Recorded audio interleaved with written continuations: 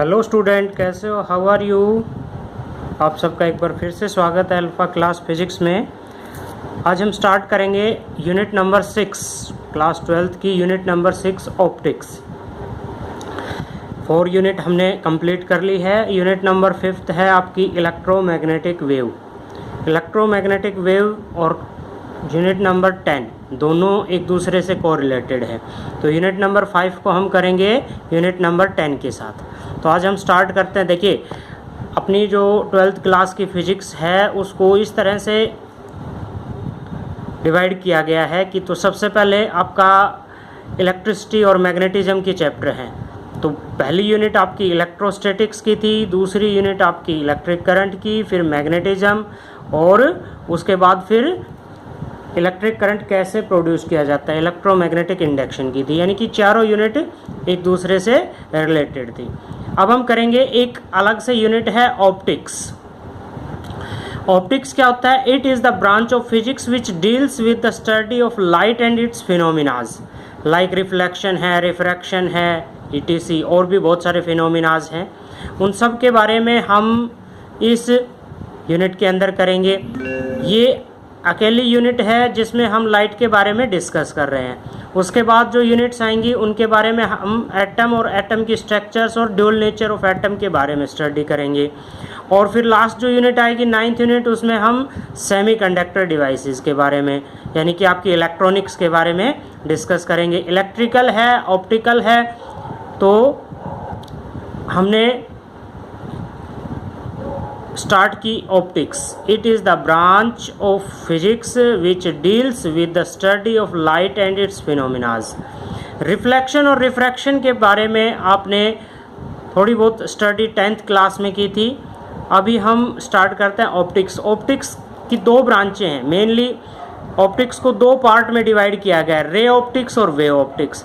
Ray optics के जो parts हैं आपके, रे ऑप्टिक्स के अंदर कौन कौन से चैप्टर आते हैं? रिफ्लेक्शन का चैप्टर आता है, रिफ्रैक्शन का चैप्टर आता है, डिस्पर्शन का चैप्टर आता है, ऑप्टिकल इंस्ट्रूमेंट के चैप्टर आते हैं। तो ये चैप्टर्स आपके आएंगे रे ऑप्टिक्स के अंदर। उसके बाद है आपकी वेव ऑप्टिक्स। ये आपका नया टॉपिक ऐड हुआ है। इन टॉपिक के बारे में थोड़ा सा डिस्कस आप किस में कर चुके हो? 10th क्लास में। ये टॉपिक आपके वेव ऑप्टिक्स के हैं। लाइट का वेव नेचर के बारे में स्टडी किया गया है। इंटरफेरेंस, डिफ्रैक्शन एंड पोलराइजेशन, ये 3 टॉपिक्स आपके लिए नए हैं। तो अब चलते हैं हम। सबसे पहला टॉपिक है आपका रिफ्लेक्शन। रे ऑप्टिक्स के अंदर सबसे पहला टॉपिक है रिफ्लेक्शन। रिफ्लेक्शन होता क्या है? क्या होता है reflection? The bouncing back of light into the same medium after striking the surface is called reflection। Bouncing back, आपने बॉल देखी होगी कि जैसे हम बॉल को मारते हैं, वो रबर बॉल जो होती है आपकी, वो जैसे ही स्ट्राइक करती है टकरा के वापस उसी डायरेक्शन, उतने ही एंगल के ऊपर चेंज होके आती है। तो यहाँ पे हम रिफ्लेक्शन के बारे में डिस्कस करते हैं। जैसे आप देखते हैं रिफ्लेक्शन के बहुत सारे फिनोमिनाज। आप अपने घर में मिरर को देखते हैं, मिरर में आप अपनी इमेज देखते हैं। सुबह सुबह जो भी आप काम करते हैं, जैसे बाल बनाना है, अपना चेहरा देखना है, ये सब आप रिफ्लेक्शन के फिनोमिनाज हैं। तो रिफ्लेक्शन के लिए जैसे हमने ले लिया प्लेन मिरर। ये प्लेन मिरर, ये नीचे पॉलिश की हुई दिखाई दे रही है, और एक रे आती है जिसको हम इंसिडेंट रे का नाम देते हैं। इंसिडेंट रे क्या होती है? द रे विच स्ट्राइक द सरफेस, जो सरफेस पे टकराती है आके। ठीक है, इसके लिए आप कोई भी टॉर्च इस्तेमाल कर सकते हो। टॉर्च का फोकस जैसे इस डायरेक्शन में आ रहा है, ठीक है, और जिस पॉइंट पे टकराती है उस पॉइंट पे एक परपेंडिकुलर ड्रान करते हैं, और वो परपेंडिकुलर क्या कहलाता है? आपका नॉर्मल। वो परपेंडिकुलर क्या कहलाएगा? आपका नॉर्मल। और इस पॉइंट पे टकरा के ये इस डायरेक्शन में वापस चली जाती है, ये क्या कहलाएगा? आपका रिफ्लेक्टेड रे। अच्छा, ये है आपका मीडियम। इसी मीडियम में एयर के अंदर से आई थी और एयर में ही वापस चली गई, तो ये क्या कहलाएगा? आपका सेम मीडियम में वापस जाना। कुछ लाज है रिफ्लेक्शन के।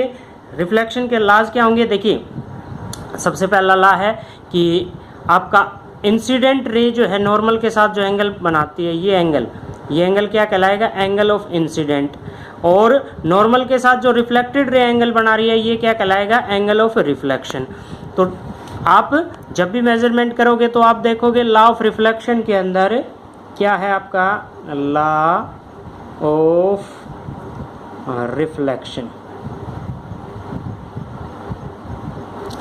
Angle of incident i is equal to होता है angle of reflection. Angle of incident और एंगल ऑफ रिफ्लेक्शन जो है वो दोनों इक्वल होंगे, और incident ray, normal and reflected ray all lies in the same plane. Same plane का मतलब देखिए, अब ये जो रेज हमने ड्रा की है ये सभी इसी प्लेन ऑफ पेपर के ऊपर है, किसी की भी डायरेक्शन ना तो अपवर्ड है ना ही डाउनवर्ड है, तो एक ही प्लेन के अंदर इनको हमने लिया गया है। तो ये है आपका लॉ। क्या कहे आपका, एक फर्स्ट लॉ तो कहे कि angle i is equal to angle r के बराबर होगा, और सेकंड लॉ ये कहता है कि इंसिडेंट रे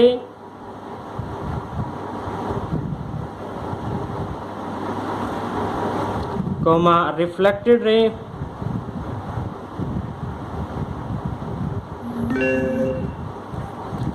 एंड नॉर्मल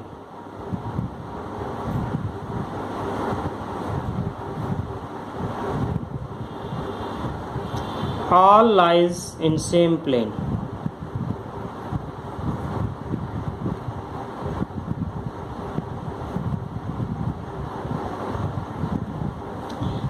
तो रिफ्लेक्शन के दो लॉज के बारे में हमने पढ़ा। क्या है आपका कि एंगल ऑफ रिफ्लेक्शन और एंगल ऑफ इंसिडेंट दोनों इक्वल होंगे। Incident ray, reflected ray and normal all lies in the same plane. अब हम पढ़ते हैं मिरर्स के बारे में। मिरर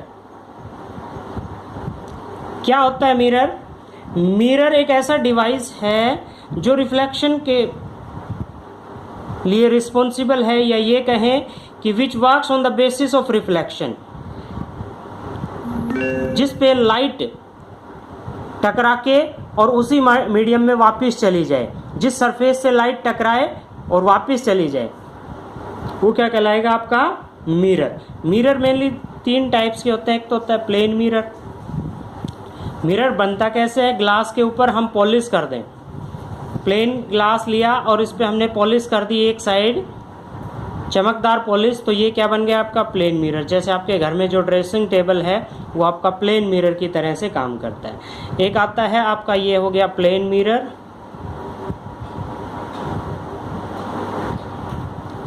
एक आता है आपका अंदर की तरफ धंसा हुआ, जैसे ये है आपका कॉनकेव मिरर।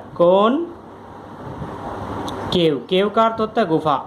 जैसे अगर हम अपने हाथ को लें तो हाथ के अंदर देखिए, ये जो पीछे का ब्लैक हिस्सा है इसको अगर हम पॉलिश माने, और ये है आपका जो बिल्कुल क्लियर वाला हिस्सा, इसको हम रिफ्लेक्टिंग सरफेस माने, तो ये बिल्कुल अगर सीधा है तो प्लेन मिरर। इस तरह से अगर हमने इसको कर दिया जिसमें ये पॉलिश है और ये रिफ्लेक्टिंग सरफेस है, अंदर की तरफ धंसा हुआ है, तो ये क्या हो गया? Concave mirror. और इसको यदि मैं ऐसे कर दूं जिसमें ये अंदर की तरफ धंसा हुआ है और ये बाहर की तरफ उभरा हुआ है, तो ये कैसा मिरर होगा? आपका कॉन्वेक्स मिरर। ये आपका क्या होगा? कॉन्वेक्स मिरर, जिसमें रिफ्लेक्टिंग सरफेस जो है वो बाहर की तरफ है, कॉन्वेक्स मिरर। ओके, तो आज हमने पढ़ा लॉ ऑफ रिफ्लेक्शन के बारे में, मिरर्स के बारे में।